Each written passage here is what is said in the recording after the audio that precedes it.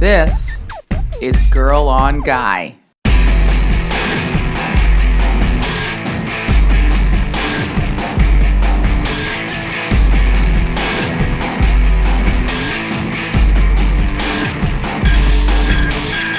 Hey everybody, welcome to Girl on Guy 211. Welcome to the show and welcome to 2016. Now, as many of you know, if you listen to episode 210, the awesome all listener question show for 2015, the nature of Girl on Guy is going to change. It's not going away, but it is going to diminish slightly because I'm just so overwhelmed with work, which is a good thing, right? It's a good thing that I'm so busy, but I kind of finally, and I imagine many of you were speculating, when is this bitch going to fall apart? Well, I did. I hit the breaking point sometime in late 2015 and had to figure out how to make my life a little less burdensome. And so Girl on Guy is the thing that is being modified. Now, originally I thought I was going to give the show up, but I couldn't do so. I just love it so much. So the show is going to go from being a weekly episode show to being one episode a month, starting now and going forward. For those of you who have been premium subscribers, and especially longtime premium subscribers, you may be frustrated because you think, well, I pay a little bit extra to get these extra episodes, and now the whole show's going behind a paywall, and what does that mean for me, Aisha? Why are you doing this to me? Why are you ruining my life? Well, I hate that I may be breaking some of your hearts, and so we've done something special, and this is for all of my longtime listeners, both premium and non-premium. From this point going forward, you can get 3 free months of Girl on Guy subscriptions when you subscribe for 6 months. I wanted to just give everybody 3 free months outright, but we couldn't figure out a way to make that work technically. I can't tell you how these things work. I'm not a Mr. Computer Man, but we were able to give everybody half off of a 6-month subscription to Girl on Guy. And all you have to do is use the code GOG3 free. That's GOG, the number 3, and the word free, all one word together. That will get you 50% off a 6-month subscription. And you can redeem that at any time, and it can be redeemed unlimited times. So you can stay a subscriber for as long as you like, and you'll get half off anytime you subscribe for 6 months. Go check that out. You just go to girlonguy.net and click on Upgraded Premium, and you can walk through the steps to subscribe. And then for people that have wanted to get previous episodes local, not streaming, but you want to download them to your device, once you have the app, once you load the app on your smartphone, or your smart device, Android, iOS, and I think you can actually put that on a tablet and even do it on your computer. But I'm not Mr. Computer Man, I'm not Mr. Robot. You can then favorite those episodes and listen to them locally. So that's another way to listen to the show, another way to enjoy the archive, of which there are 250 episodes of Girl on Guy for your enjoyment. So again, that code is GOG3 free for half off your 6-month subscription to Girl on Guy, and that is my personal way of trying to at least soften the blow of the archive going behind a paywall, which is a way to keep the show alive and also keep it paid for, because I pay for the show out of pocket, and advertising defrays just a morsel of those costs. And I've always paid for the show out of pocket because I've loved to make it. But in order to keep the show going, now that we're only doing 1 episode a month instead of 4, this was a way to make sure we sustain the costs of uploading the show, housing it on these servers, distributing it out to all the platforms that people get it on, and the general cost of making the show. So that's what that is. And I hope you guys will all go and subscribe. And all you have to do is go to girlonguy.net and click on Upgrade to Premium to do so. Okay. What else? A thank you, I guess. A thank you to everybody that's been so devoted to the show for all these years. I do love making the show, and I am going through some changes now creatively and wanting to expand my reach and go farther afield. And so sadly, I can't do everything. I'm not Superwoman, despite what the song says. But I want to thank all of you for your devotion to the show and your passion for it, and all the kindness and all the letters and all the emails and tweets and everything that I've gotten, not just over the years, but especially over the past month as the show has evolved, and people have come to me and said that they appreciate it and understand how difficult it's been for me to make. It's a baby. It's my baby. I love it so much. And so I just want to thank everybody out there for your support. You are fucking awesome. You can follow me online, Facebook, Twitter, Instagram, Tumblr, where I post lots of photos and things about my travels. I did get to go to Europe in December, and I had much fun as I could cram into a very abbreviated period. And I will be doing lots of exciting things this year, including returning to Criminal Minds. And we are starting a new season of Whose Line Is It Anyway? It starts recording this week, and that will be coming to you soon as well. So many magical things on the horizon, and all of those things are happening every day on the talk. every week on Criminal Minds on Wednesday nights on CBS. New season of Whose Line's premiering on CW in just a couple of months, and a brand new season of Archer. So stay tuned for news about that. And because the show's only going to be posting once a month now, it's even more critical that you follow me online if you want to know what's going on. If you don't want to know what's going on, that's fine too. I'm not your mom, and you don't have to follow me. You can do whatever the fuck you want to do. I support you in your life choices, whatever they may be, unless you're hurting other people, in which case, get your shit together. All right. This episode is brought to you in part by Casper mattresses. And Casper is a longtime supporter of the show. The thing I'm going to do this year is just have one advertiser per show and not two, and not load them up. And so just my longtime supporters are the advertisers that I'm taking along with me on this new iteration of the show. And Casper is an obsessively engineered mattress at a shockingly fair price. Everybody that I know that's bought a Casper mattress has been incredibly happy. They make brilliant sleep equipment, and they come to you in a magical way, compressed into this cool box that when you open, the box expands magically to size in your home and becomes the cozy place where you will lie and repose for the foreseeable future. These mattresses have just the right sink, just the right balance. They use two technologies, both latex foam and memory foam, and those two things come together to help you sleep beautifully and enjoy better nights and brighter days. They have a risk-free trial and return policy. And here's the best thing about this. You sleep on a Casper mattress for 100 days, free delivery and painless returns. You get the opportunity to see if this bed is actually right for you. I've bought many beds, and in the past, you lie on them in the store, and you have no idea how this thing's going to feel on day 7 or week 7. And Casper wants you to find out exactly what it's like to sleep on one of their mattresses. They were so convinced and so confident about what they make that they give you over 3 months to enjoy this mattress in your home, an American-made mattress, and you get to figure out whether this is the mattress for you. These things are affordable. They start at just $500 for a twin-size mattress and $950 for a king-size mattress. Incredible price point for an incredible bed. And here is how you get your special Girl on Guy offer. You get $50 off any mattress purchase by visiting casper.com/girlonguy and using the promo code Girl on Guy. Any mattress, any size, any price, $50 off. I urge you to try this. I've had many, many friends try it. I've tried it, and it is just a fantastic bed for a great price. I urge you to check it out. Casper has been a longtime supporter of Girl on Guy, and when you shop with them, you let them know that supporting Girl on Guy was a good choice for their business. So check it out. Casper.com/girlonguy and use the promo code Girl on Guy to get $50 off your mattress purchase from Casper. Check it out. All right. This episode of Girl on Guy is with the sensational and multi-talented actor Taye Diggs, who I have known for many years, and I find him to be complex and interesting and mysterious and wonderful, very thoughtful, very smart. And you may know him best from lots and lots of things. He's done lots of things, including being an originating cast member of the Broadway musical Rent and also the film. He just starred in Hedwig and the Angry Inch on Broadway and many, many movies. Still Got Her Groove Back, The Best Man, and the series Private Practice. He's currently starring on 2 shows right now, Murder in the First and also Rosewood, and he's an incredibly busy guy. He is someone I've known for a long time, and I think he is so interesting and thoughtful and constantly challenging himself to be a better artist and a better person. And this is such a great conversation about art and identity and race and pursuit of excellence.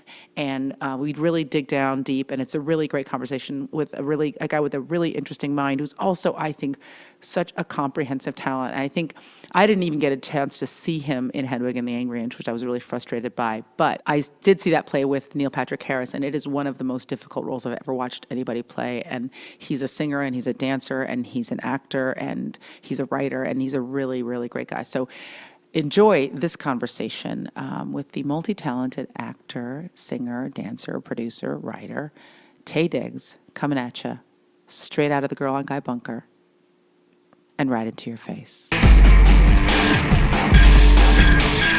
I am doing this show because when I started to do it, I was Well, we're starting, so put that close to your mouth. Yes. Taye Diggs, welcome to my show. Taye just asked me why the fuck I do a podcast. That was what he was thinking. He asked it much more politely than that. But, you know, I started it when I wasn't as busy as I am now. Okay. Like I was just doing Archer. You're pretty busy now, yeah. Yeah, and I had been a guest on podcasts, and I loved it. Right. And I thought, let me just see if I like it. And I ended up doing a bunch of interviews at Comic-Con, and I just loved it. So real quick, so right now you're answering this question. Are you changing? Are you aware? Are you just answering this question like you would answer if we weren't on the show? Or are you just a little bit pulled up because we're on the show? No, I try not to pull up because I'm on the show. I try to be, I feel like people who have listened to the show know that I typically don't pull up. Okay.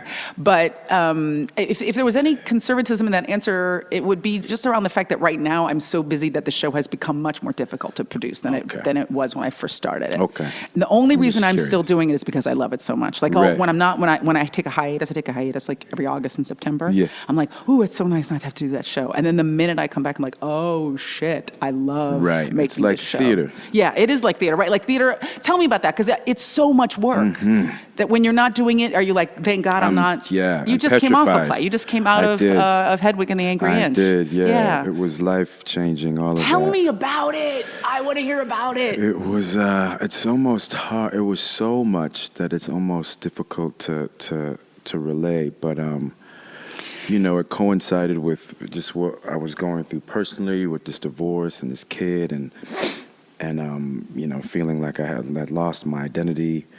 I needed something to focus on, and then it was, you know, I also didn't realize that I just needed a swift and intense kick in the ass, because it was the hardest thing I'd ever done, and really? I'm not, you know. Like, I realize that I'm talented, but I'm also very lucky, and up to now, kind of not lazy, but I didn't have much. My ambition had a cap on it, and once I had reached, you know, like when I was a kid, I was like, I'm gonna be famous, and then once I realized what I could do, I was like, okay, it's gonna be through acting, and then I hustled, and then once I kind of quote unquote made it. Once I found my flow, I kind of just chilled, you know what I mean? And I remember it was when I was doing private practice, I was getting paid the most I'd ever been paid in the ensemble. And during that time, I bought a really nice house. And I had a kid, which was cool. But just as far as my art personally, I was paralyzed, like just... I played basketball all day when I wasn't working. This is so interesting. We're going to spend all our time here. It's so good. It's already so good. Already so good. It's just like this. You got into my cut. So you put both your feet into the cut like immediately. Good. So good. You paralyzed, meaning that. It was like I convinced myself. You know what? And this is how you can like fuck yourself up. I was like, you know what? I'm not going to do, if I don't feel comfortable, you know, I was going therapy and, you know, everything there was a two-edged sword. So I was realizing, okay, there are times all my life I had been uncomfortable, trying to please, you know, trying to do this, trying to do that, trying to putting other people before myself. And then you go to therapy and then they're like, you know what, you don't need to please, you should, you know, you're older, you have money, you're in a place where if you don't want to feel uncomfortable, you don't have to be. Right. So you can voice yourself. You know, I don't feel comfortable with this. You know, I would rather not do this favor for you. So I was kind of on that track and, you know, trying to kind of empower myself. But at the same time, it fucked with me because I got in my own quote unquote comfort zone and then didn't challenge myself. So whenever anybody asked me to do, you know, I hate doing... what are they called? You know, will you come and sing for its benefit or for this? I was like, okay, I'm not going to do those. I was afraid of like, you know, the idea of doing a one-man show, performing. I didn't like to sing. I never thought... You were done singing, huh? I never really thought I liked it. Oh, wow. So I had always done it like as a means to an end. Musical theater, I loved being on stage and I loved dancing. But I never really dug singing, especially by myself. Right. Because I never thought I really had a good voice. I thought I could sing. So all of that stuff people would throw at me, and I would say, no, how do I feel about this? I feel uncomfortable, so I'm just not going to do it. And then I realized, this wasn't until afterwards, Yeah. I just hadn't done anything, made all this money in the ensemble. I'd like lowered my standard, thinking I don't need to be the lead of shit. Like I had my own show. It was so much hard work. And, you know, as a black man trying to be a lead and you got to deal with all this other shit. Let me just be right here. I'm kind of in my groove. I'm cool, like kind of proud of myself. Like, okay, this must be what being an adult is like. Like, you know, I'm gonna Like have an a kid. equilibrium. Yeah, like you don't have to be Will Smith, but you know, isn't it interesting how all of, you know, the most money I'm making is when I'm not really on my hustle. Oh, you know, thinking that I'm seeing this, and I was, you know, saw life differently. But then upon looking back, I had really just atrophied. You know what I mean? And then I was looking at other cats that maybe weren't making as much money or weren't as known, and they were on their grind, hustling. Yeah. And I was like, oh, man, you're producing this? Oh, wow. Oh, you directed that? Oh, you did this one, man? And I'm like, wow, how is this cat doing it when... I was like, okay, you need to re-up some stuff. So then I think it was when I turned 40, I said, okay, I'm going to say yes to everything. Ooh. Just as an exercise. And then that year, that was when my first children's book was right on point. And then I started just singing more. And then that's when I just started to find some ambition and start to just move. So all that is a long way of getting to realizing that I have to kind of kick my own ass in order to do things, because naturally I lay back in the cut. You know, I have a certain amount of talent where I can just be cool, and just between you and me and whoever's listening, you know, I can just be cool and do what I do, but it's still, you know, it's still impressive to other people. Yeah. Well, that's the gift that we have. That's the gift. That's you know what I mean? Part of it. That's the gift. Yeah. It's amazing, but it's lucky because I can impress folks by just being me. But then in order to impress myself and push myself, that's work. So I started to do that, and you know, and that's been great. It's been really cool work, but cool. So then, you know, I was going through all this personal shit with divorce and whatnot, and you know, I'm a wuss. I like to hide away and just kind of, you know, I was feeling sorry for myself and whatnot, and then the opportunity of Hedwig came, and Hedwig was like the type of show where I saw, and I never even, you know, even considered the idea, a possibility of doing it. Just because of the nature of, first of all, the character is an East German. I mean, just it's always been this very specific. So specific. Because I'm more than any other. Yeah. I'm always a guy that was like, oh, it would be cute if you could switch it up. But this was, it seemed impossible. Do you know what I mean? But when I would see other people do it, they were literally rock stars, and I was like, okay, I need to find something like that for me, because, you know, after I turned 40 and I started really working at shit, I was thinking, all right, what are all the things that, let me go back to that cat that was hustling when I was in high school. What are all the things that I feel like I can do that I haven't done to my, you know, highest ability? And that show was it. It had everything. Yeah. Everything. Yeah. Like my name above Broadway, my name above, you know, the title, singing, you know, full tilt, acting full tilt, you know, being a trans character, acting, physical heels. As shit. It's the whole thing. Yeah. It's the whole thing. I want to pause really quick, because now, just quickly, I didn't mean to interrupt you, but what I really wanted to ask was that how did it come up? Did they approach you? Now, you know how it is. I don't know what it was like. I personally, and see, I shouldn't laugh because that means but seriously, I'm on ever since the divorce, I've been on a for real spiritual journey. And I think I brought it to my, like the universe just dropped it right there. But then literally, I don't know what happens on the other side of the curtain. Right. You know, When I stuff just, comes. yes, Yeah. I know that my agent called and said, and he almost scoffed at me. He was like, I mean, you know, they want to know if you want to be Hedwig. And I said, as soon as he asked me the question, I got the feeling of discomfort in my stomach. And there's a voice that you listen to, and then there's a voice that you ignore. Yeah. Do you know what I mean? Yeah. Mm-hmm. So the voice that I'm supposed to ignore was like, no, you're going through this. You need time, you know, to just heal. And the last thing you need to do is you know, do the hardest project of your life. Just give yourself, just take your time, breathe, and an opportunity like this will come, you know, when you're a little bit more equipped. And then I know both voices, and I was like, fuck you, yes. And I said, yes, I'll do it. And he said, all right, well, you know, I'll give you the weekend. No, don't give me the weekend. Call everybody now and tell them yes, because if I really think about it, I won't do it. Yeah. And he said, all right, well, I'll just check back on Monday. I said, on Monday it'll be yes too, but yes.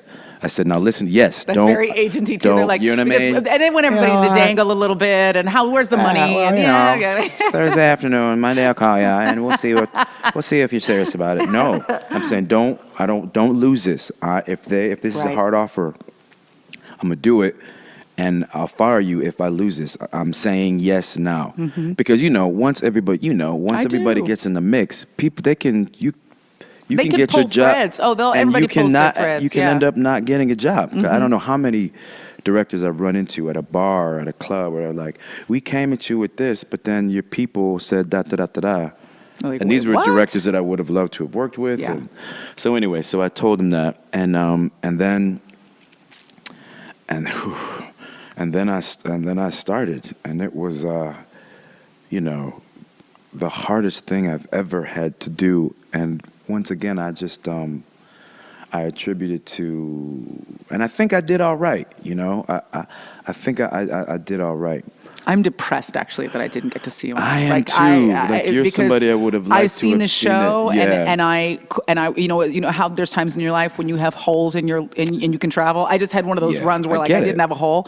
I totally fucking depressed about it. Like I remember reading about it in the paper, and I think I tweeted it out right away. I was like, oh shit, thank you. This is so like whatever fear you felt or how is this going to work or whatever, I just remember thinking this is genius. Like this is the most delicious idea, because what they needed was a comprehensive artist, black, white, whatever, as my father would say, black, white, yellow, beige, or brown. What they needed was someone who could do everything, and there aren't that many guys. No, that's why you came up. Like color aside, who can do this? There are only a handful of people that can do that role. That's it.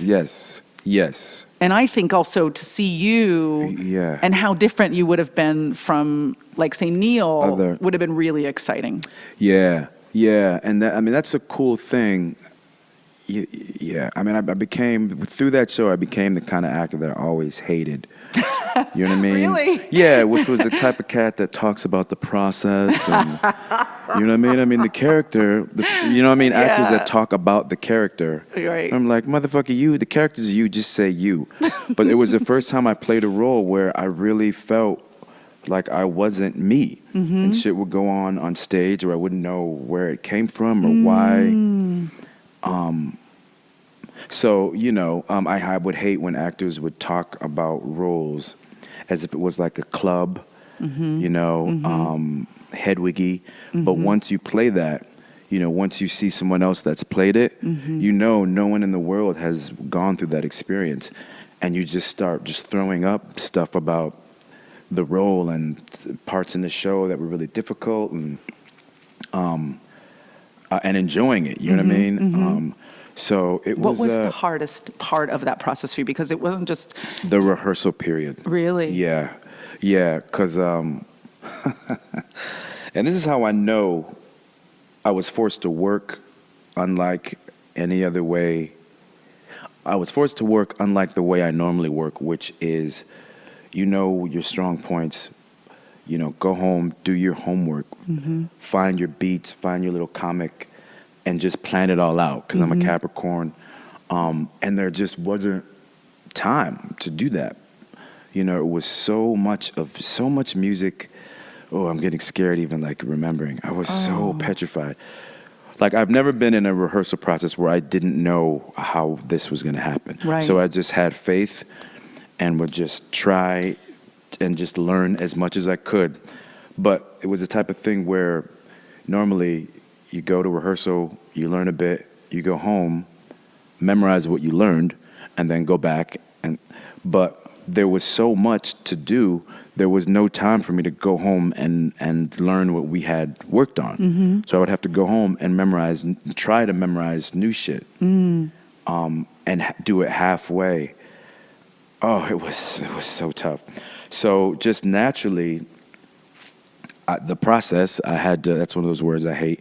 I had to trust the process. Mm-hmm. And, you know, I had people in my ears, you know, for the first beginning performances of the songs. Mm-hmm. You know, I got all the, it's weird. Usually the songs are the first things, the easiest things to memorize, but I didn't pay any attention to the songs. I was trying to get the choreography and the blocking and the acting beats.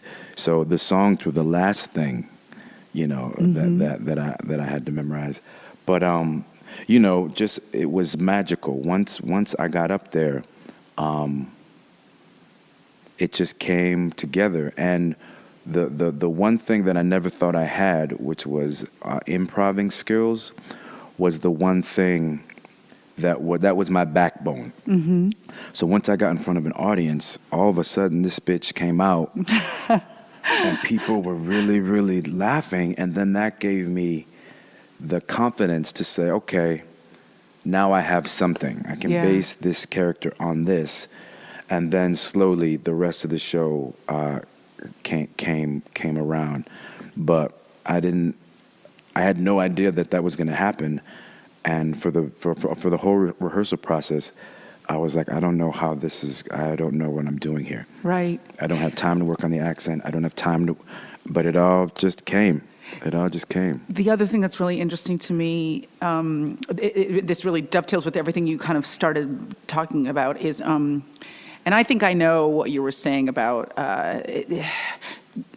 knowing what your strengths are, and a big part of your career playing to those strengths, right? Like rehearsing it. You know your way in, and especially if you're doing like just regular old 1 hour scripted television, right? You show up, you know your lines, you know what to do. It's rare that you're challenged so much in that setting mm-hmm. that you wake up with no ideas. Yeah. So for something like this, where preparation. You're prepared, and then you rely on the skills you've developed over years, and they're going to kick in. You're going to be able to turn in something that you're proud of. Yeah.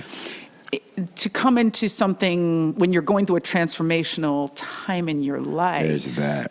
And then you're having a transformational experience artistically.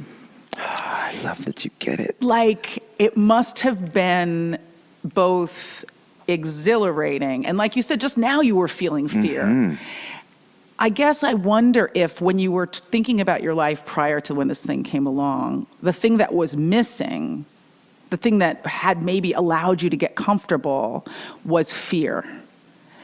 And that you really needed to do something mm-hmm. creatively frightening. Oh, yeah. Yeah. Lean into it. Like mm-hmm. all of that stuff that I used to make fun of people. You know, I love, when people on Instagram or all this, when people send you those sayings, those mm-hmm. corny. Oh, people love it. Ugh. And now I love them. I used to hate them, and now I love them because I get it now. It mm-hmm. all has come full circle. But like literally leaning into the pain, like, it is life changing. It changed my life.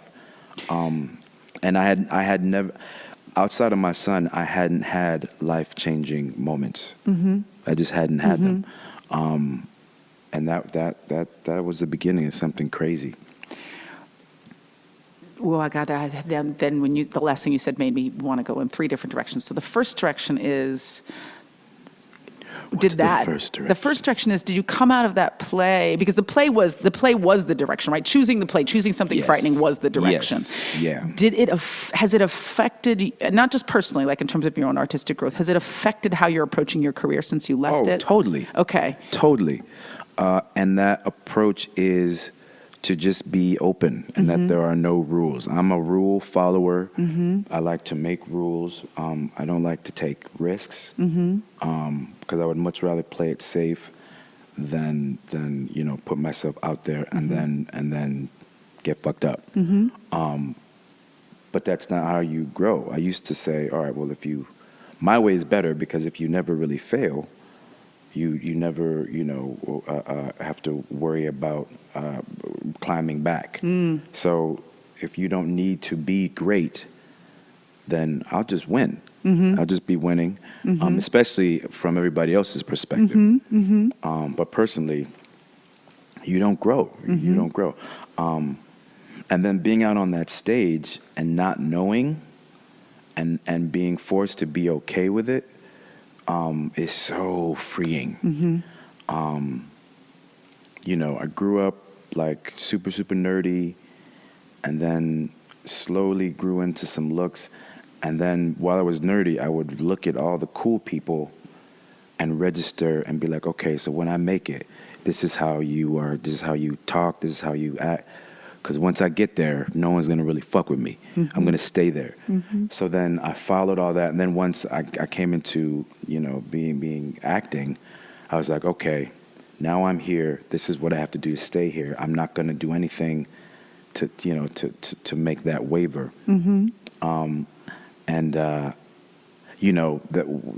So I cared about what other people thought. Right. Do you know what I mean? Walking to the club and you get, you get the bottle, then you get the tape, then you sit How does up on this the look? banquet. How does this yeah, look? Yeah, okay, this is, okay, cool. Because, for the rest of the world, that's what works. Right. That's You know what what I makes mean? sense. That's Yeah, currency right yeah, now, yeah. for sure. Yeah. So they've So, arrived. Based right. on these 5 or 6 accoutrements I see in this Yes. photo, this person has Yes, made it. Yes. Unfortunately. So then, but not caring what people think. And that's why I'm saying it was like the perfect storm because, I'm 44 now. After a certain age, it doesn't really matter. You know what I mean?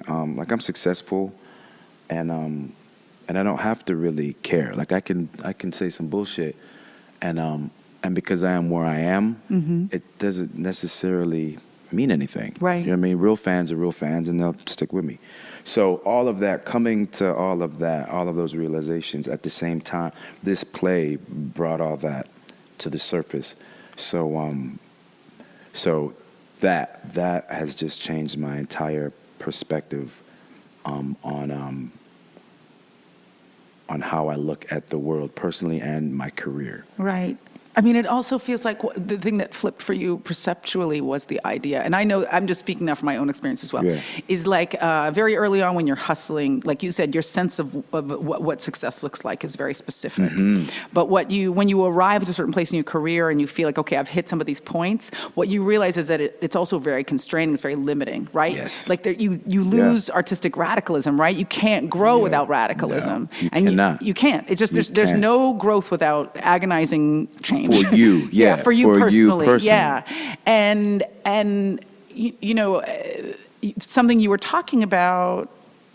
I talk a lot on this show about the power of failure and like and like how that is actually what makes you strong. And when you're avoiding it, like you said, you hit a mid-level, but you can't actually you can't have any breakthroughs, right? Because you're just comfortable. Right. The things you were talking about, and this is a very traditional term, but it's going to work because I've been going through it. What it seems like you were describing to me, and people used to use this term kind of negatively, but I actually don't think it is. You went through a midlife crisis. You were looking around. Are you crazy? Like if you knew. If you knew. But I mean, part, like buried in that, right, is 100%. like, is this who I want to be? Yeah. Am I headed where I want to go? What am I going to do with the next 40 years of my life? Is it going to be meaningful, or am I going to cruise? And people tend to dismiss the midlife crisis. Oh, they're going to get a sports car and get a young girlfriend. But that's not what it is. What it is I have a finite amount of time. How am I going to use it? Leaving a mark. Yeah, leaving a mark. Leaving a mark for me too. Without and within, right? Like 100%. Like, is everything I'm doing meaningful to me, valuable to me?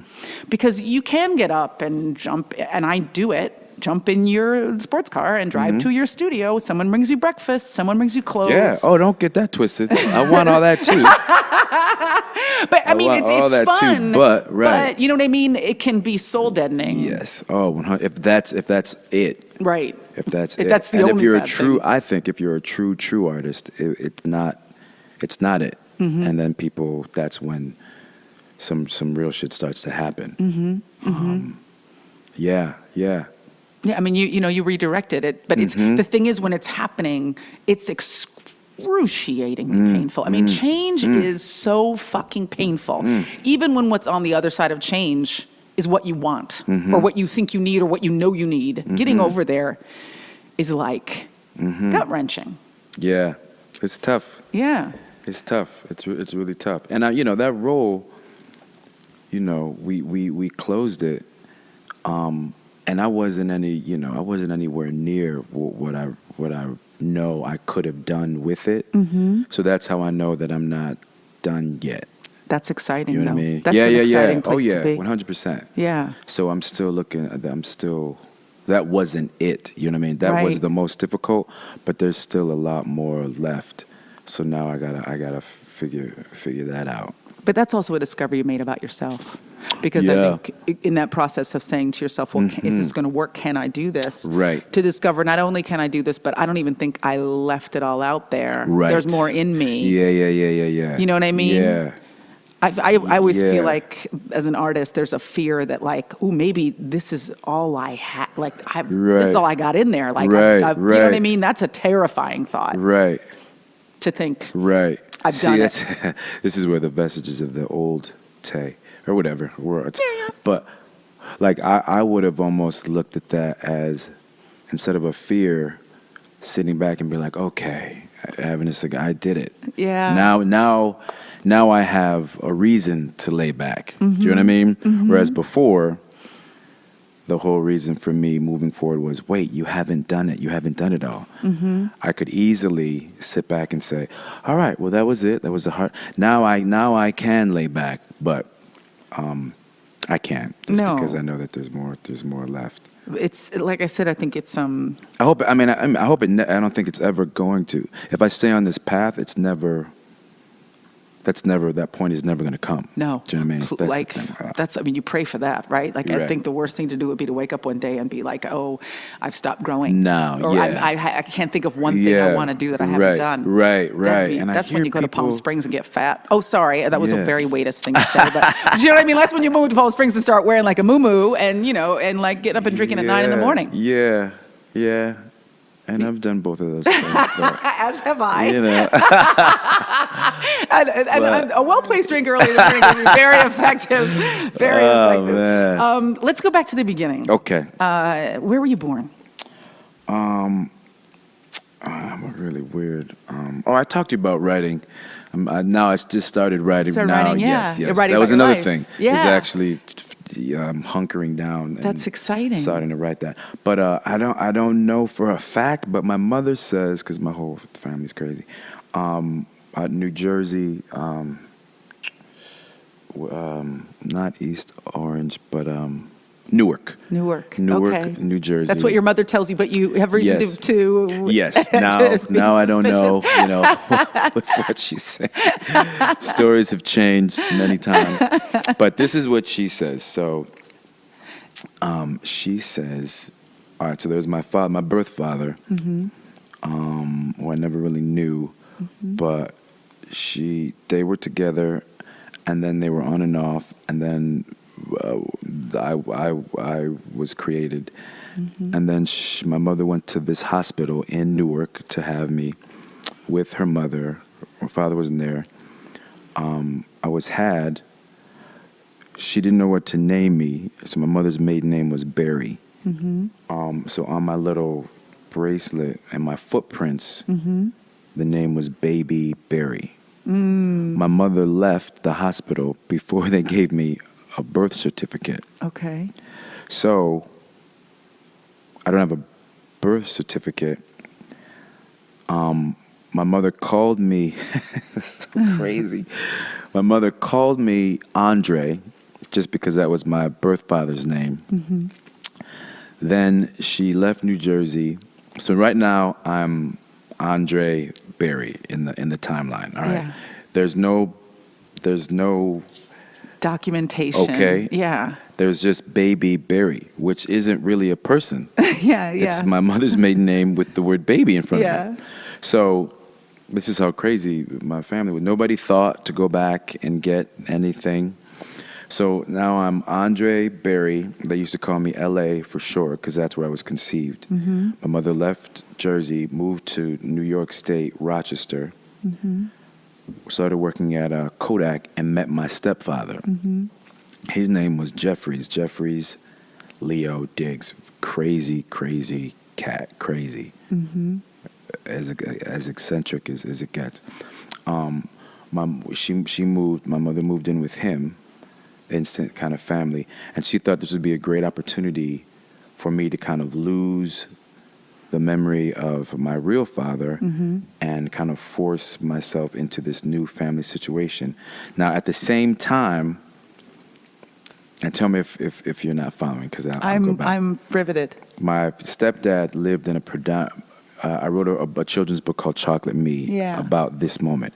Mm-hmm. It was Greece, a suburb, Greece, New York. Mm-hmm. It was a predominantly white neighborhood, and there was one other black kid named Reggie.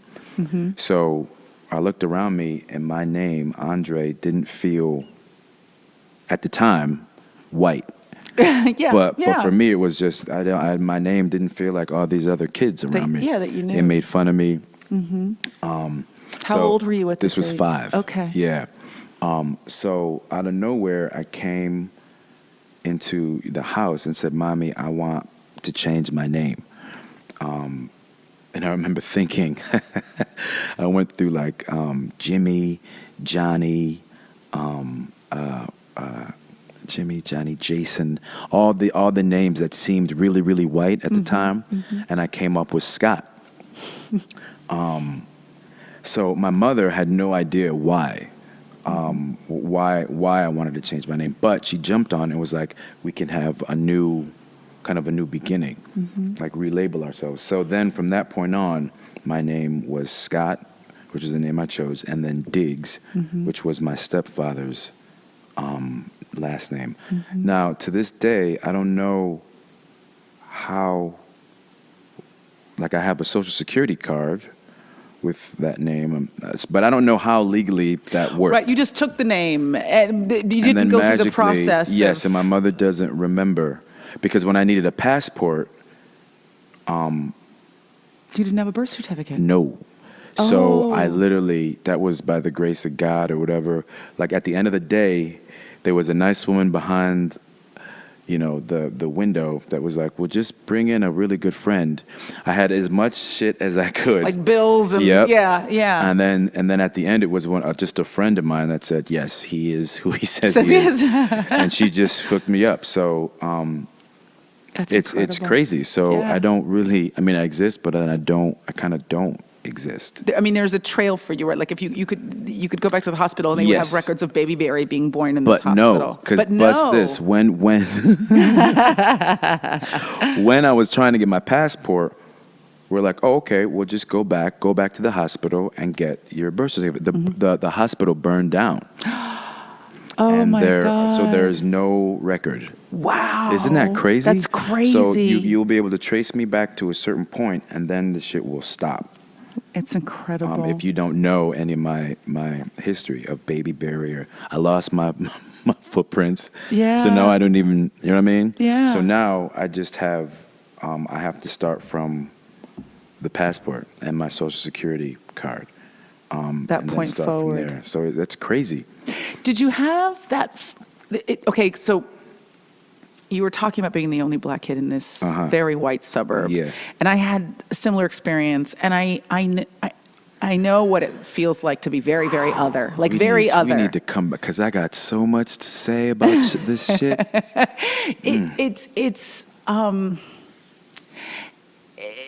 It's like, I think people could find like could talk about it in some really traditional kind of like obvious dichotomy ways, like the only black kid and you got teased and kids are racist and stuff, blah, blah, blah. Like push all that aside to just focus on the part of you that just doesn't feel like you belong. Sure. Do you know what I mean? That identity, like who are you? And then doubly compounded with the fact that you essentially adopted a whole new identity in an attempt to feel more a part of the world that you had joined.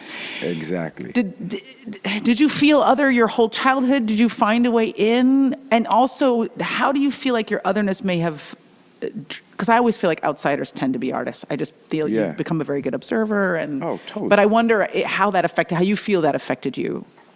You've written a book about it, obviously. Right. I mean, and for me, and this was another like a Hedwig moment where, like, I went to this trauma camp like a couple of months ago called On-Site, where for me, I looked at a bunch of stuff that was happening in my life that I didn't really dig, and I was like, this has to do with my past, and I want to go somewhere where I can just get some intense work and have shit beat out of me. Do you know what I mean? So I can really get down to business and figure out, want to be responsible and for, free yourself from the stuff 100%, you've been carrying around. But not even really knowing. So, because I didn't want any excuses. So, while I was, in this intense therapy, this wonderful therapist likened my whole life to, and this is so corny, but please bear with me,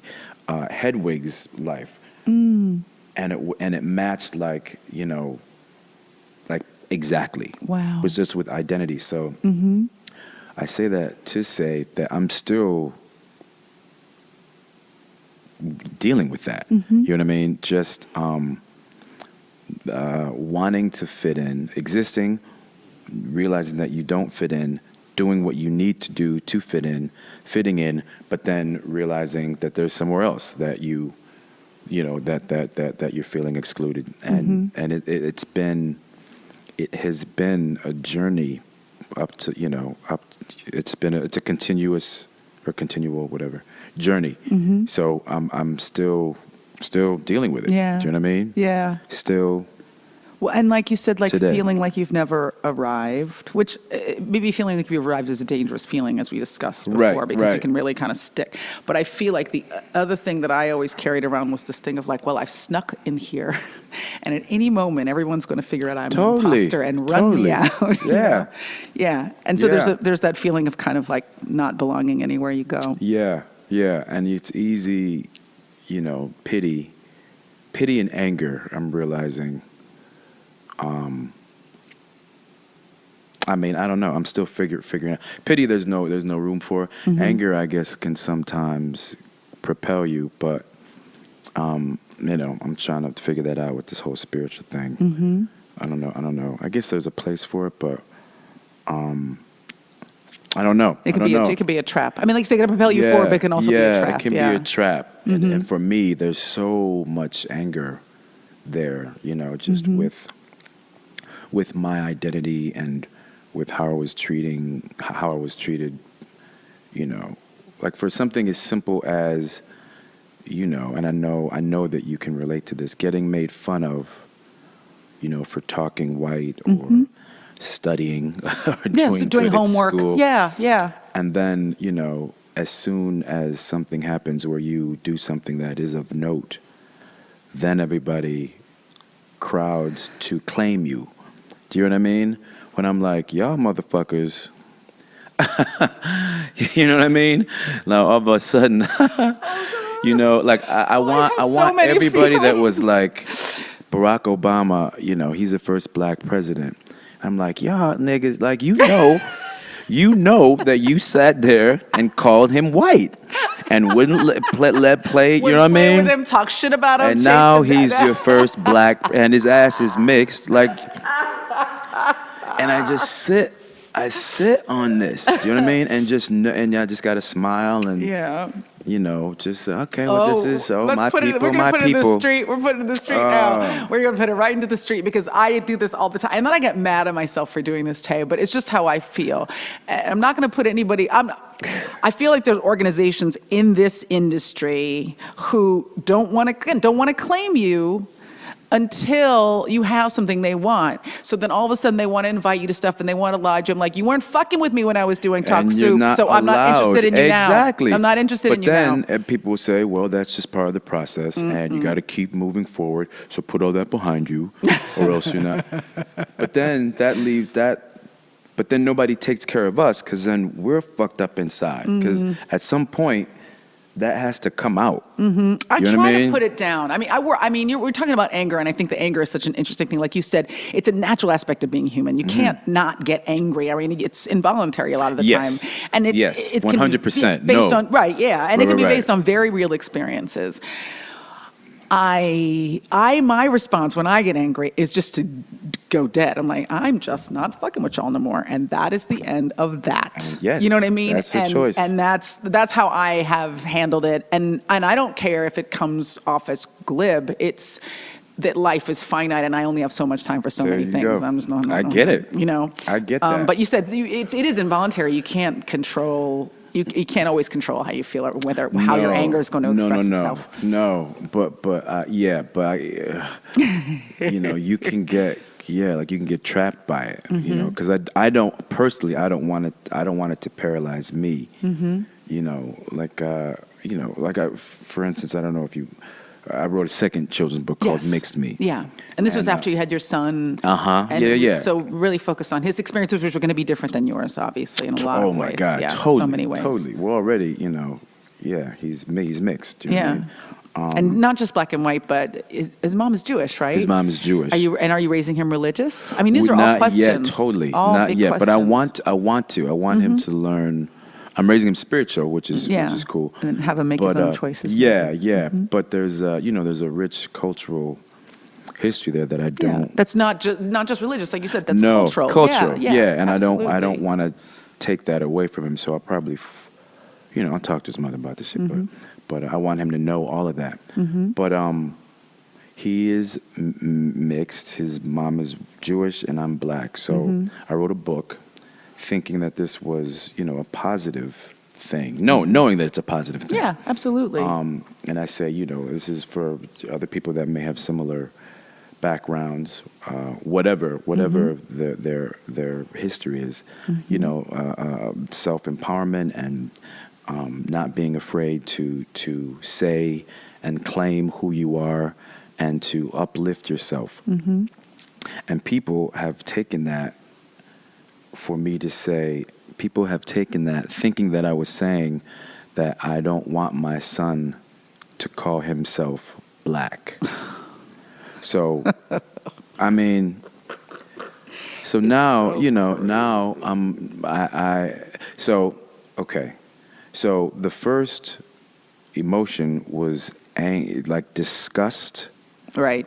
Because anything that fucks with my kid, I'm like, fuck you. Yeah. Fuck you. This is my child. Right. Don't even look my way. Don't even have his name come through your mouth. Yeah. Unless it's all positive. Yeah. So fuck you. And then it was, all right, come on now, please be smart. Yeah, be a thinking do you know what I mean? person. Yeah. Be smart. Yeah. We're already, and a lot of these people are black. So it's like family. It's like, come on, people. It's self-defeating madness. Let's try to. I was disappointed. Try to look upwards. Yeah. Totally. And then it was so disgust, disappointment, and then anger, which just was like, I'm tired of this. I'm tired. All my life, I've had to just try to, be the person that's trying to explain. Explain yourself. I understand why you feel like this. So let me just be the one to just, spell it. I won't be angry. There's a reason why you feel this way. I understand your thoughts, and we've been held down, and and women, and not feeling loved, black women, and I get it. And I was like, I'm fucking tired of it. I'm tired. So fuck y'all. Figure it out. I'm going to do me and fuck you and fuck you. But then I said, all right, well, the spiritual side was like, this is an opportunity. And it would be different if I hadn't written the book. Right. But I was like, oh, okay, this now forces me to have a platform to basically just better explain what I'm talking about in this book. I didn't think I would have to fuck with grown ass adults, but so be it. Do you know what I mean? Yes. So be it. So bring it on. So Right. now I'm gonna do these talk shows and be on panels and shit and have to talk about something that I never. And also something that in a lot of ways feels like it doesn't need to be explained. Like it seems like you're having a conversation that people should have been having 50 years ago. Like why? But I'll do it. It makes me think of when Tiger Woods was talking about his ethnicity and he called himself Cablinasian. I think that was how. And people were mad at him because they were like, "We're just fucking black. You don't want to be black." And he was, and I just remember thinking, he is. But you're asking him to deny half his mother, the woman who birthed him. You're asking him to deny one half of who he is. Yes. You know what I mean? So to run around saying, "Oh, you trying to say you're half Asian, but you're just well, you know how that not even. You're just black, and you need to stop denying your blackness," is just bullshit. Because half of his identity, the food he ate growing up, the woman who wiped his ass, is not black, and it's not, I mean, to say you're more than one thing is not a denial of that one thing. It's very simple, but it's, to me, it's very simple to me. It seems very clear. Yes. But, fear is a fucked up thing. And I think for me, I'm really hoping to speak to, a very kind of, what is the word cogent? Cogent means like a cogent argument is a Can a person be cogent? A person can be cogent, but more typically an argument or a discussion or a point is cogent. Okay. You're making a point that is well constructed to the point. You can speak cogently. Okay, to someone who speaks cogently, you're smart. I'm a nerd. Hey, well, I'm all for it. Who has similar beliefs as these people that are kind of coming at me, and I really want to know where they're coming from. Right. Do you know what I mean? Yeah, you want to understand it because it seems so small-minded. Yes. There's got to be something behind it, right? Yes. Because when I think about it, I know that there has to. Because there's ethnicity and then there's identity. But for me, I don't understand why, like you said, you can't have both. But also, that simplistic construct was put on us. Yes, it was placed by on us. white Why? people. And so why are we then taking it on ourselves? Why not say, I mean, the great leap forward for people of color in this country, for black people specifically, is we are not a monolith. We do not all feel the same thing. We do not all have the same experiences. Yes. We do not all eat the same food, and we cannot all play fucking basketball. No. Why are we, when you hear a black person come to you, and I remember this is a story of a friend of mine whose name just fell out of my head because I can't remember shit. Warren Hutchison was a comedian and a writer, and he was writing on like a show like a black sitcom, The Parenthood or something like that. And he was at like the crafty table, and he was eating a bagel. Yeah. And a black writer came up and said, black people don't eat bagels. And he was like, black people don't eat bread with a hole in it? The fuck are you talking about? Like, that's the kind of thing. That's the thing that is just that's why I like comprehension. Blackish. Because they deal with a lot of that. They deal with like, and I'm, that's the funny thing about it is, like, I want my son to identify with being black. Like, I want him. This is my own weakness, and I'm just admitting. I want him to call himself a black man, but that doesn't mean it's right, and that doesn't mean. And that's not, and far be it from me to put that on him. Right. Do you know what I mean? I'm a human just like everybody else. And when I ask myself why why is it that I want to make sure I speak a certain amount of slang around my son just to make sure he, because I grew up not knowing any of the hip shit. And I would look at other people and be like, oh man, how come it just comes so naturally? And then I see his parents. And so I was like, all right, well, I want my son to always feel like he fits in. So I want to make sure he knows how to speak properly, but then he knows the this and the that and how to I lost my train of thought. So it was about you want him to define him. You want him to say he's a black man. I think you were going to say, but this is why. But maybe you were going in a different direction. Right. But it's coming. It's going to come back to you. But okay, so right, so then when I ask myself why am I doing this, it all comes from a place of fear that who we are. I'll just speak, to myself. Who I am will fade away. Right. Like I want my mark to be left on him, and that's a fear. Like what happens if, we as black people we have worked so hard, we have come so far to the point where we can actually, we can be proud. We've done so much. And it's that name, like I am black. That means something. And everybody knows I am black. I came from this, and now I'm this. Who are you? I am black. But if you take black away, it feels like then we have nothing. Do you know what I mean? It feels, it can easily feel that way, as opposed to this is me. What's interesting is that's probably where people who come at you from the other side, that's a place of fear they're operating from. Sure. And now that's why I want to talk to one of these people and see if I'm on the right track. But the other side of that, interestingly enough, and I've thought about it. I think my mother was in SNCC and was like a big activist in college, and like a real, she wasn't a Panther, but she was on that tip. Yeah. That they feel like these are all the sacrifices we made, right? This was the fight that we, my mom went to school with segregated bathrooms. You know what I mean? It wasn't 3 generations ago. It was my mom. Yeah. But I think that the nuanced aspect or the flip of that fight is you work so hard so that I can define myself. I don't need to be defined by somebody else. We've been defined for so long from the outside. Right. Hopefully we get to a place where we have the freedom to define ourselves however we want.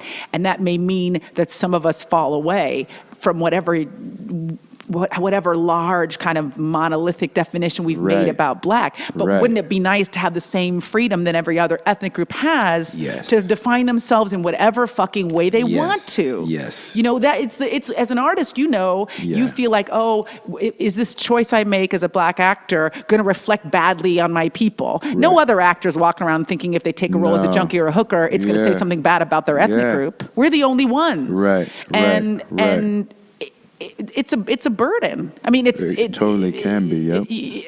I think it's extra shit that it's extra shit. You can't just be a fucking artist, right? Like, let me just do my shit and tell my stories. I've got to think about how this looks all the time, and no judgment on people who take stuff that's stereotypical and they make a lot get them. They do their shit. Get out there, make your money. There's that side of it too. But it's.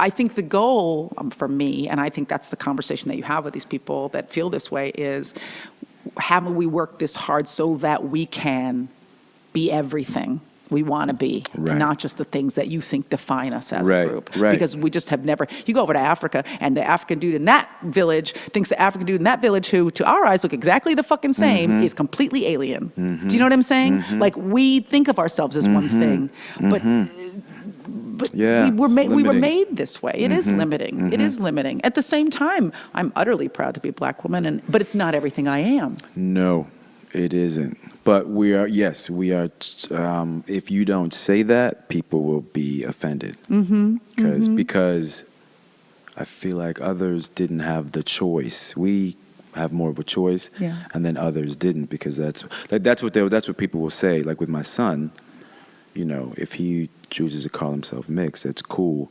But then there'll be another cat that says the rest of the world is going to look at your son and see a black man, like regardless of what you think or what you want to say.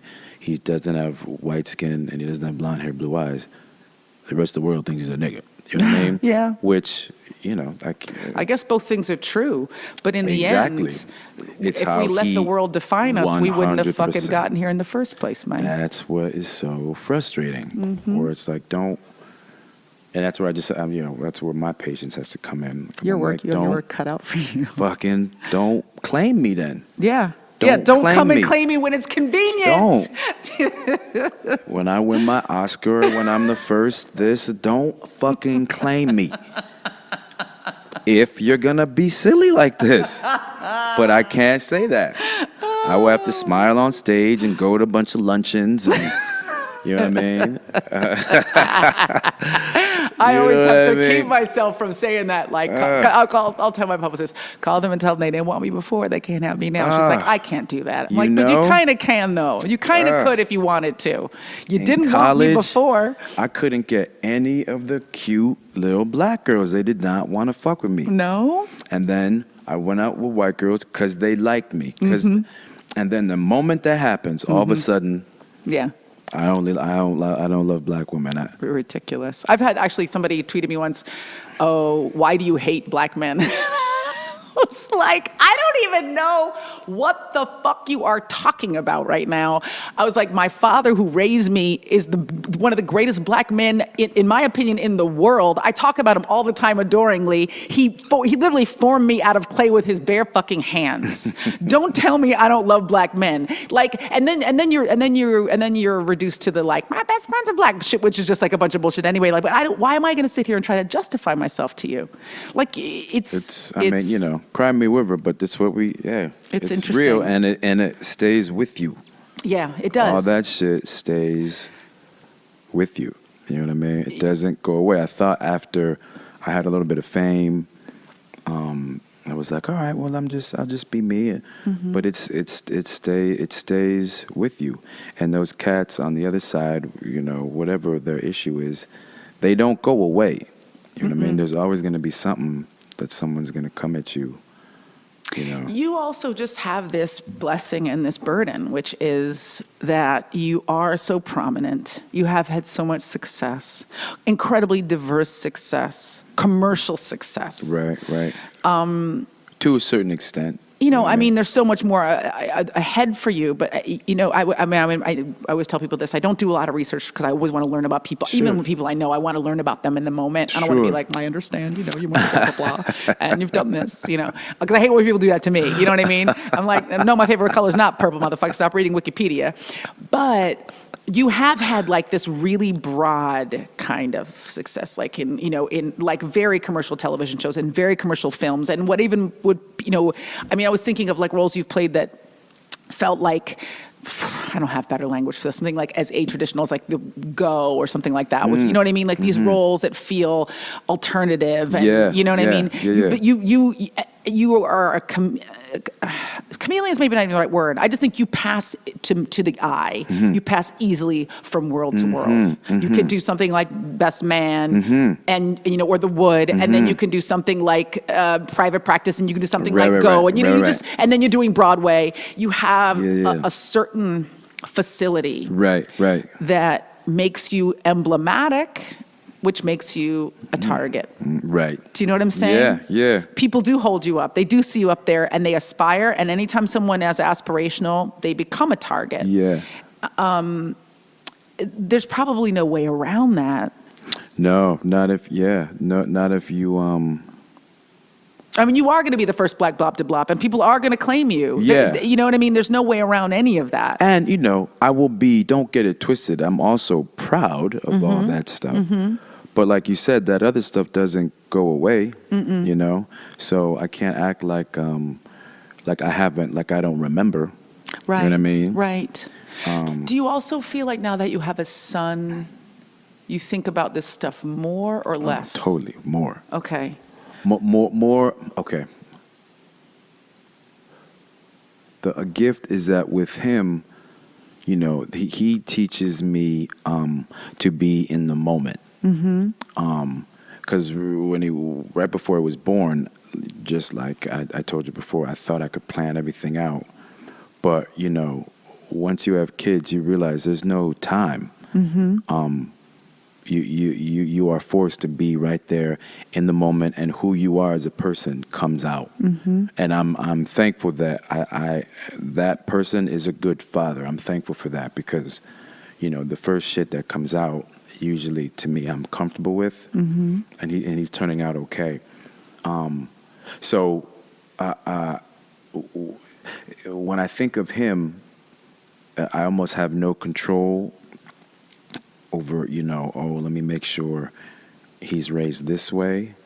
But then when other people bring themselves into my arena, then it forces me to think more about it. Do you know what I'm saying? Yeah. If this shit didn't come to me with identity and whatnot, I never thought about Walker's identity before this. It was just mixed, and I just wanted to write a book for kids, like him. All of my mixed friends would tell me how they were forced to choose, and it was just a book about self-esteem. But now that this conversation has come up, now it's constantly on my mind. So I wouldn't have thought of that naturally, but now because of my son. And because people have brought it to me, it is the fuck on my mind. Yeah, you know what I mean? Yeah, absolutely. And so, having been a young boy moving through the world and having those experiences shape you in a certain way, you think, can I make this easier? Or can I frame it differently for him? Just being aware. I want to be just aware. And now I'm curious, the other day I asked him, because he's very aware now, who's black and who's white.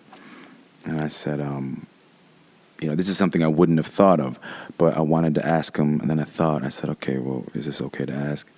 And I said, well, Walker, what do you think of yourself? And he said, I'm mixed, just like that. So then, that's when I took a deep breath, because I never told him he was mixed. Right. I never told him that. I never used, that vocabulary. He just arrived at that, and I'm cool with that. That is accurate to me. And that was, and it was honest. I wasn't disappointed that he didn't say black, and I know that's going to upset some people, but I wasn't. I'm cool with that. Now, would I have been disappointed if he had said white? Yes, I would have. I would have, for more than the obvious reasons. You know what I mean? And that's that's just life. I have pride, and I was raised a certain way, and I'd be cool with it. I would have to be, but there would be a little, a little part of me that was, kind of saddened. But he didn't. You know what I mean? And that other person, I can still, I can deal with that. I can deal with that later. Yeah. You know what I mean? I can still try to work on that. And his identity is going to continue to form, obviously. 100%. Constant. 100%. Forming as he moves through his life. Can I, before we run out of time, this is a question that I'm sure you've been asked thousands and thousands of times in your career. So like a little bit above average is what most people say. It's a little bit above average. Impressive. and then you throw in all the skills and it's like life changing. Exactly. Okay, all right. Exactly. So the second most common question you've been asked, I guess, is I did read a little bit about you, and so the first quick question is actually not that question. It's, when did you know that you wanted to be an actor?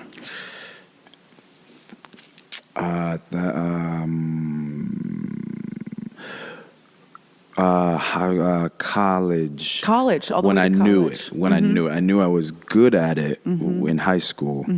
But then I went to Syracuse University for vocal performance, and then was bored. And then I saw a bunch of people rehearsing in the dorm, and they were part of the music theater program. And then I transferred, and then I was like, okay, I'm going to ride this out. Right. Because you had almost, you couldn't have known when it was happening, but looking back, you had this kind of like a series of almost perfect events. Yeah. You know what I mean? Sure. Rent, and did Stella come before or after Rent? After Rent. So like you had like these two like really seminal projects Yeah. happen for you. Yeah. And I guess I wonder if like when Rent was happening, if you knew that it was special when you were doing it. How can I say this? I'm hyper aware, but then at the same time, I can be very flighty. So I knew that. No, I didn't know how special Rent was going to be. I was just having a really good time. Right. Then once it really hit, Yeah. then I started to realize. But I came late to the realization Right. how special it was. It didn't really hit me until years later. Just what the show truly represented. At the time, I was just very thankful, and I thought it was going to be a great springboard. You know what I mean?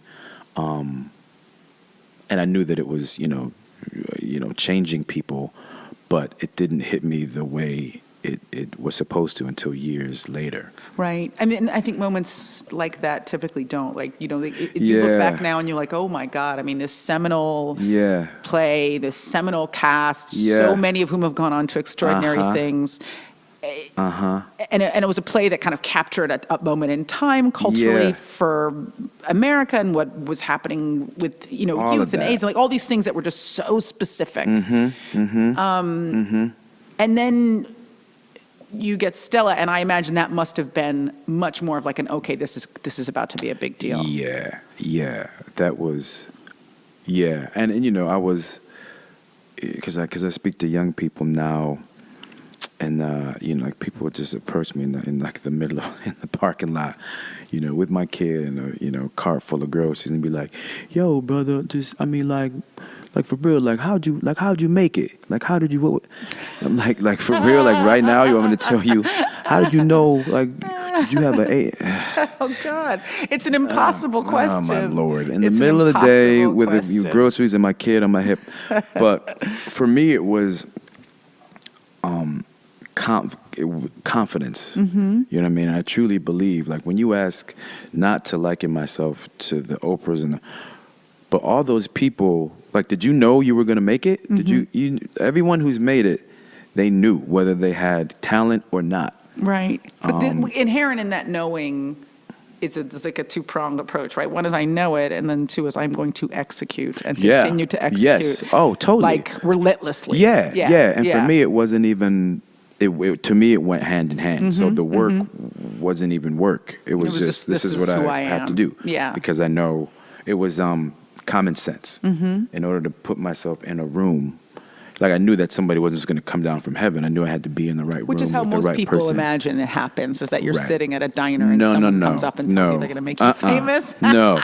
I want to be that person that does it for someone else. Yeah. But I knew what I needed to do. So that confidence pushed me through. And then, but there were moments like Rent, where in my life, in my head, I was supposed to be the lead. Do you know what I mean? I wasn't the lead, so I was like, okay, it's not my time now. And then the play blew up, and I was like, okay, this is gonna put me in a position where I'm gonna be the next thing. And I was the last person to pop from Rent. Everybody else, Adina got a record deal, Adam got a record deal, Daphne got 2 movies, Jesse got a big TV show, and I was like, at the time, I was like, wait, I'm this cat, so I just had to wait, and still stay the course and not, because that can get in your head when you start comparing. Totally. Yeah, it can really get in your head, but I just stayed the course, and then I got Stella. And did you audition for that? Yeah, and I auditioned not thinking that I was going to get it, just because the description was like a tall, Jamaican dude with dreads. Oh, wow. Yeah. So I was like, let me just go in and put myself down just so they have me, because, back then I looked at every audition as like an opportunity to show people who I was. So I did it, and then I got a call back, and then I don't know if the movie lost money or something. They put it on hold, so then I just released it, and then it came back months later. They had a screen test, and then I booked it. Mm-hmm. And even then, I was like, I made it.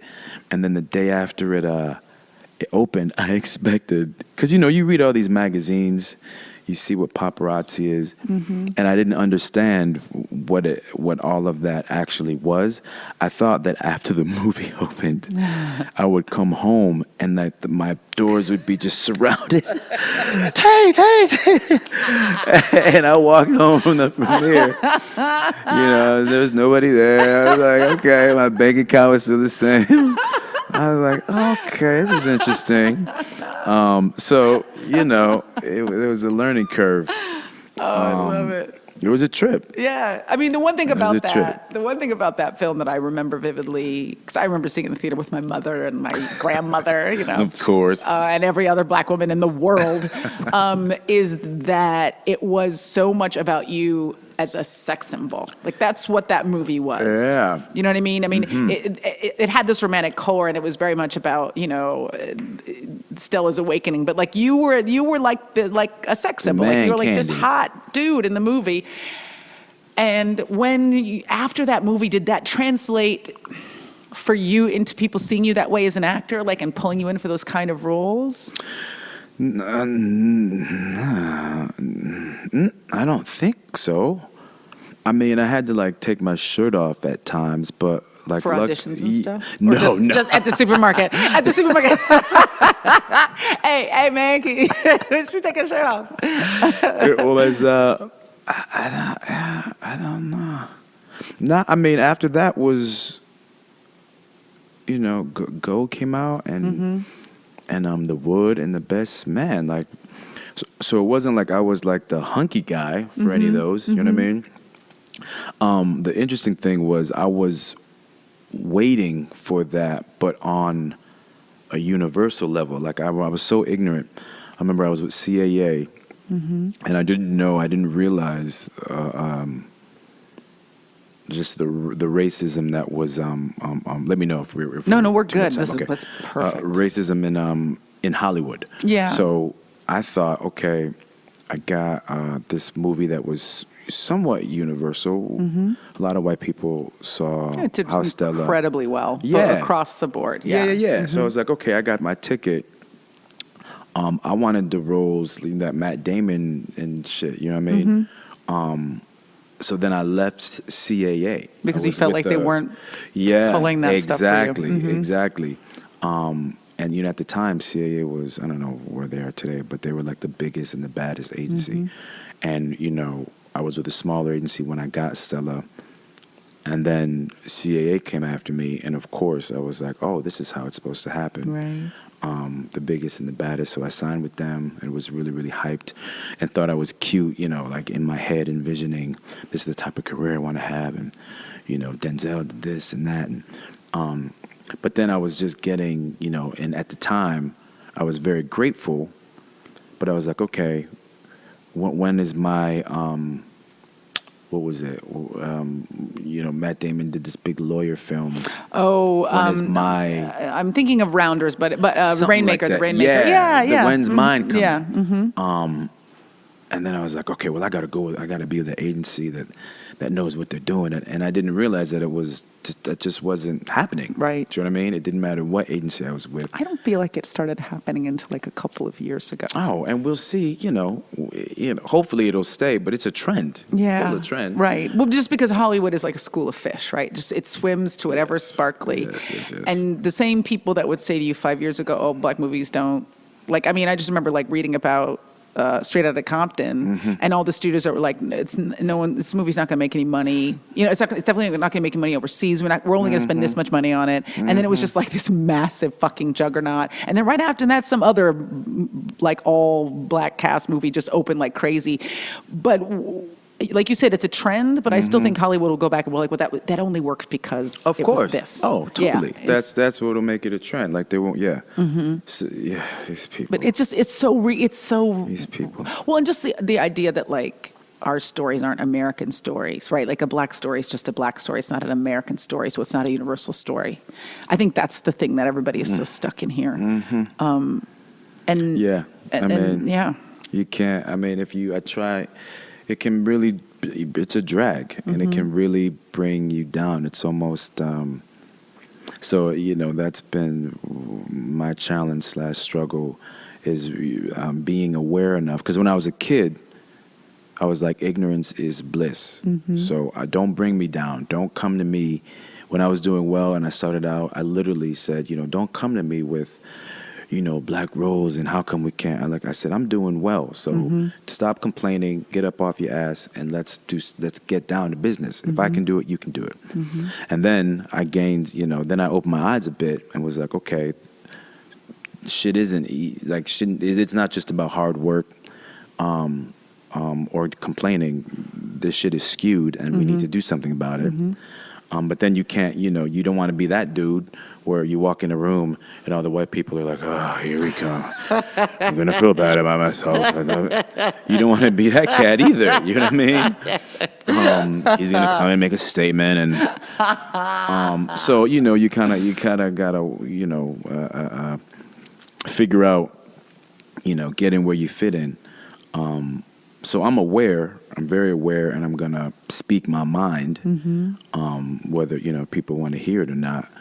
And people are like, oh, it's so great. I mean, it's for minorities, all the television shows, and it's the best time. What you call this, what do they call it? Like a renaissance of sorts. And I'm like, it's cute now, you know what I mean? But Best Man 2 wouldn't have come along if how to not the one about think like a man, how to think like a man. Yeah, that didn't do so well. As soon Right. as that did well, our movie got, they signed off on it. Right. And then as soon as Best Man 2 did really well, they signed off on Best Man 3. Then some time passed. There haven't been any black movies that have done so great in that genre. So now all of a sudden, nobody's in a rush. Right. I mean, interesting. Right. Interesting. With what is it? What's the big TV show with Scandal. the before that? And I mean after that. How to Get Away with Murder. No, it's more Empire. Oh, Empire. Yeah. Empire. Empire came out and is doing crazy. And it's so black. And now it's like, I know I have white friends that are like, like now my white people can't get work. Get a role. Oh, And I'm now they're like, all going in for the sarcastic sidekick. Exactly. Hey, Reggie. And I'm like, I'm not going to feel bad for you. You just wait, a few more months and the shit will come back around. So don't get it twisted. So, I'm gonna say, I'll say that. I will say that. I will say if Empire hadn't done so well, because you can get away with, how to, the Shonda Rhimes stuff. She plays it. I don't know if she does it on purpose, whatever. I am in no way knocking her hustle. But you can easily say that those shows aren't quote unquote black. You know what I mean? You can easily. She's found someone the way. can say that. She's found the way to make. I mean, to like silence all the naysayers that have said, well, white people won't watch a show with a black lead by writing a show that is universal and the lead happens to be black. That's what she's done. She's done it masterfully, right? And then they're so populated with so many different people that there's something for everybody. And there's specific types of black people in those shows. Right. Empire now, is a black show. You cannot. I love it. It's a great show. But white people are watching it. I mean, it wouldn't be a hit if white people weren't watching it. Exactly. There's not enough black people to make that show. So that's what made people say, okay, well, since this is doing well, then we'll try all this other stuff. So we'll see how long that lasts. But, we're fighting a good fight. Like I said, I think the thing that you've done if I can analyze you creatively.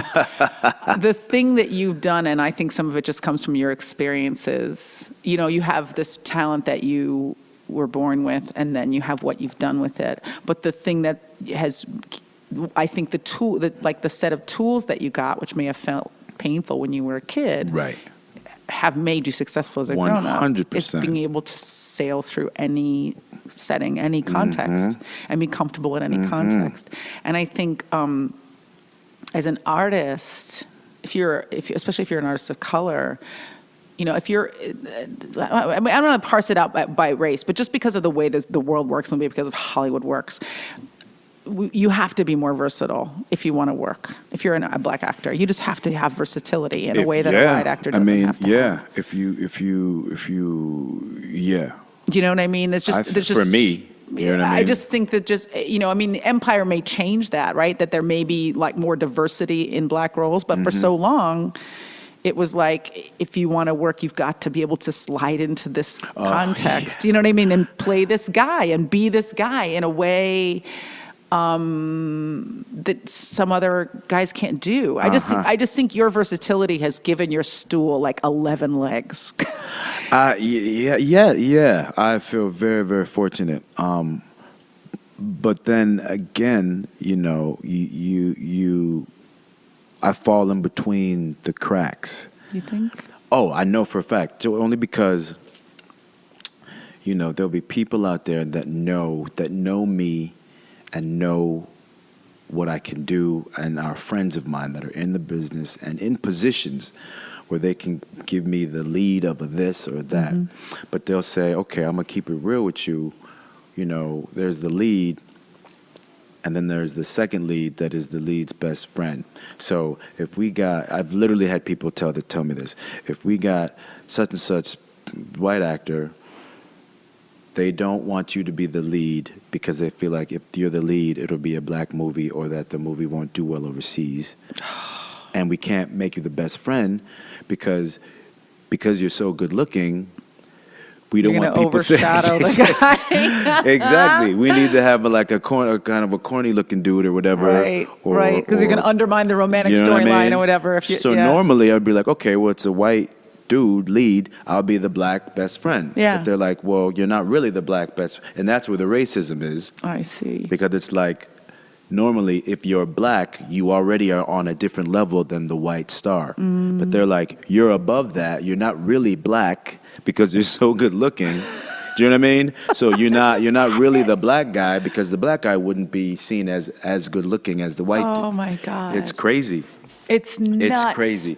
And some people know it, and then some people don't. Some people say it and they don't realize as it's coming out of their mouth that it's fucking utter madness. Exactly. Well, you're too sophisticated, or you're just... yeah. You know. Well, and then the more ingenuous way would be to say, well, you're a leading man. You are a leading man. We can't put you in the B role because you're not a B. You're not the B guy. You're the A guy. Very easy for them to say that. But then I have to... That's when I have to take control of my own situation and create. Yeah. Do you know what I mean? Yeah. I mean, sometimes when people don't know what to do with you, you have to tell them. 100%, and make it happen. Yeah. Make it happen. Before we do self-inflicted wounds, you're writing your life. You're writing about your life. Yeah, slowly. I just want to know how. I know that you were thinking about it for a long time, and you're just starting to do it. Yeah. How is it feeling to you? Cool. I kind of get it now. One thing that I'm telling myself now, I'm trying to not tell myself that I'm not such and such, because I used to say I'm not a writer, and it starts with that, as corny as it is, because I can be. Like I've proven it. You've written and published 2 books, so of course you are. There's that. Yeah. I didn't even think about that, but yeah. But it was just how this dude. I wonder if I can say his name. We'll say his first name? David. Yeah, it's this cat, David. He said, just write down some thoughts on an email. He was slick with it, because it was like, I'll write you something, and you just respond in an email, and then just send it off to me. So then already it's not like writing; it's just an email. Then and I started with that, and then it felt good. You know, it was just on my phone, and you know, I used to say I don't know how to type. Right. So in my head, a writer sits, you know, at a computer and types, and I was thinking I don't want to have to take so much time, but I'm familiar enough with my phone that I can kind of move. And I was like, oh, okay, this isn't bad, chapter by chapter. And if I've, you know, just kind of, you know, take it one step at a time and just recount. Because I also thought, you know, I'm not this cat that has a way with language, but he said, just write down what you remember. And I've been doing that, and it's cool and it's fun.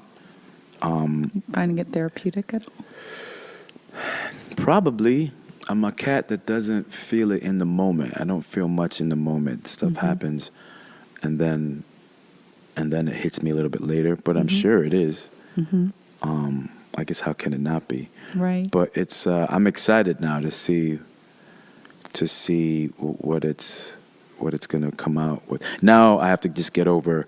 Okay, well I really need some time to sit down and have writing time. You can't wait you just got to do it. Just have to go. Yeah. And then do the thing that you probably are better at doing in your other artistic endeavors, which is to not be doing a lot of like self-judging. 100%. Which is, I think, of all 100%. the art forms, the most crippling when you're writing. Yeah. Because I know what I enjoy reading. And you think, oh, is this as good as that? Yes, is this even valid? Instead of just saying like, this is the story. Yeah, and I let other people kind of deal with that. Yeah. It's pride, a lot of pride. You know, Yeah. I want them to just look at it and be like, "It's amazing already. Perfect. You don't need any editing, and you have such a voice." And Never read anything as Pulitzer. I've only read 6 pages, but I pure, smell and it's so Pulitzer.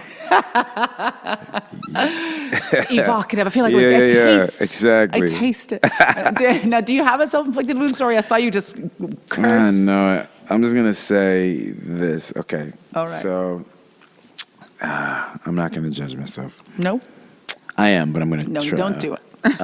So it's Christmas.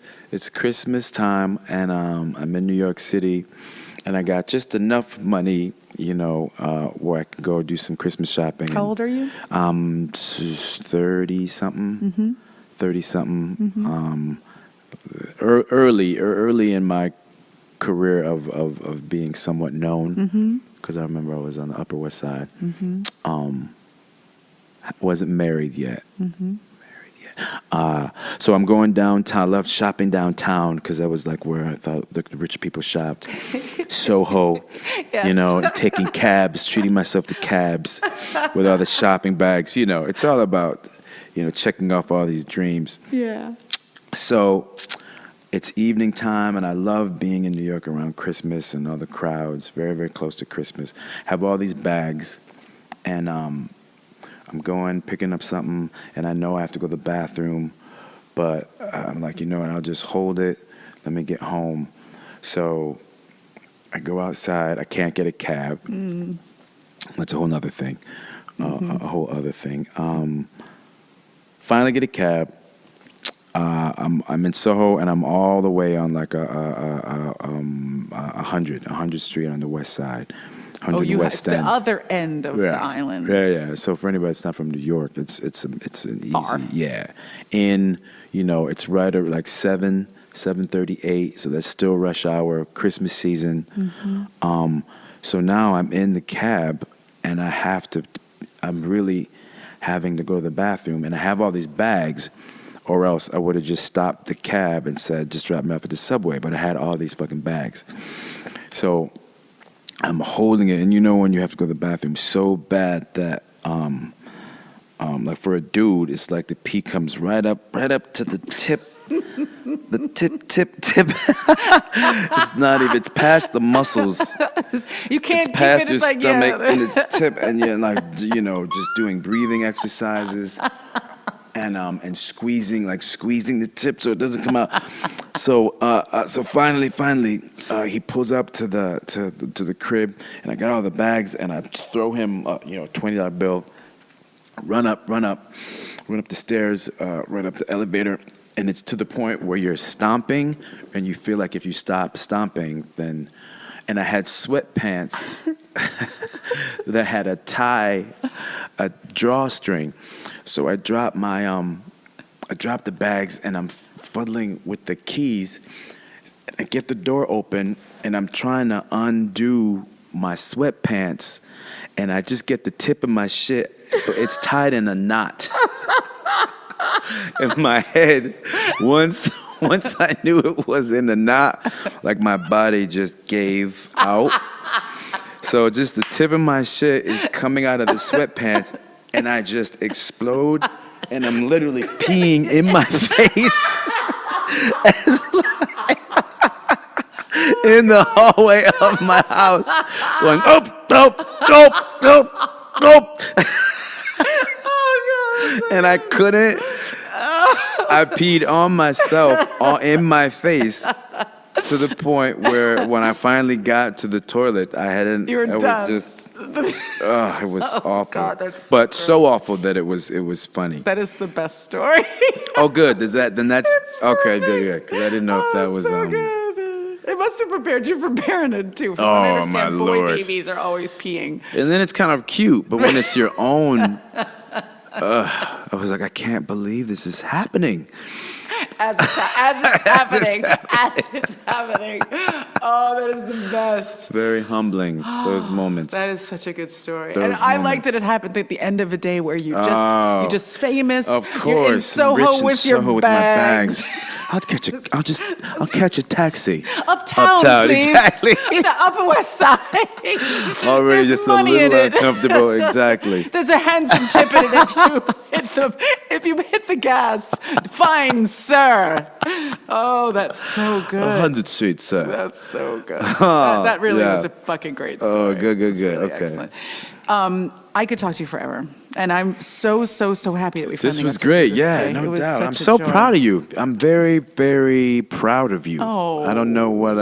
Yeah, you're just thank doing, you. but I you're feel the doing same way so about much, and you. you're very inspiring. Oh my God. And good. You're good at what you do and inspiring. So please I could say continue. and will say all those things about you. Seriously. It's All right, always well, nice thanks. to watch somebody else and think, oh, I want to emulate that person. I'm legitimately joyful for everything that is happening for them. Oh, and I also want to copy.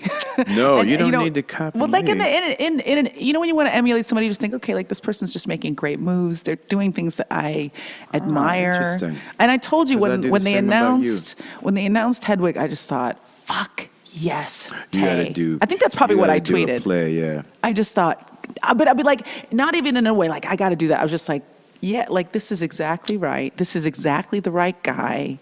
He has like all of the bullets in his that feels- arsenal, and I feels just good. see that, and I see, and I see you. That's all. Yeah. I just see you.